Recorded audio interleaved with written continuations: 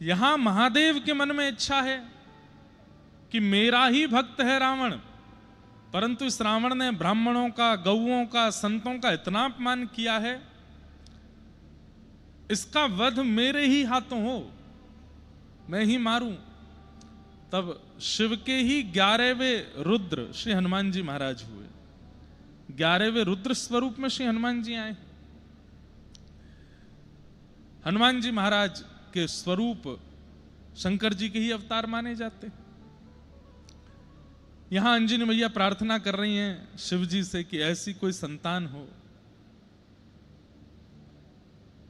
तभी आप बैठी थी एक पर्वत के ऊपर ध्यान लगा करके।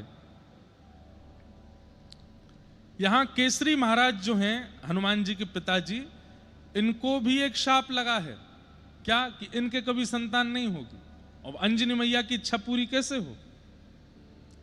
बहुत ध्यान से सुनिएगा, बड़ी सुंदर कथा है। केसरी महाराज के यहां संतान नहीं हो सकती, अंजनी मैया की संतान की इच्छा है। जन्म के बाद विवाह के उपरांत अंजनी मैया अभी तक ब्रह्मचारिणी ही हैं,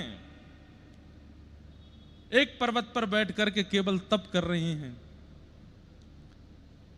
महादेव की इच्छा है कि मुझे ही जाना है 11वें रुद्र के रूप में, रावण का वध मैं ही करवाऊंगा राम जी से जाकर के। लेकिन शिव प्रकट हो, उसके लिए स्थान भी तो, मां भी तो ऐसी चाहिए। तभी संतों ने, ऋषियों ने, देवताओं ने कहा, बोले अंजनी मैया हैं, इनके गर्भ से आपका अंश यदि प्रकट हो जाए तो वो रावण वध कर सकता है। किनका आश्रय लिया जाए? तब देवताओं में अति बलवान श्री पवन देव, वायुदेव, उन्होंने कहा हम करेंगे। कैसे करेंगे?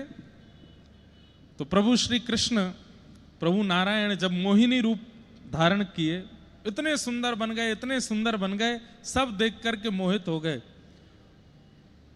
उस मोहिनी रूप को देख करके महादेव के नेत्रों से ऐसे प्रेमाश्रु प्रकट हुए, उन प्रेमाश्रुओं ने ही पृथ्वी पर आकर के अनेक अनेक रत्नों का रूप धारण कर लिया, स्वर्ण का, चांदी का रूप धारण कर लिया।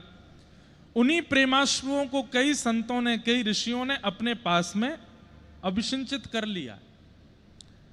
तभी पवन देव ने देखा कि महादेव के नेत्रों से प्रेमाश्रु प्रकट हो रहे हैं। पवन देव उसी प्रेमाश्रु को लेकर के गए हैं और पर्वत के ऊपर बैठी हुई अंजनी मैया के पास पहुंचे।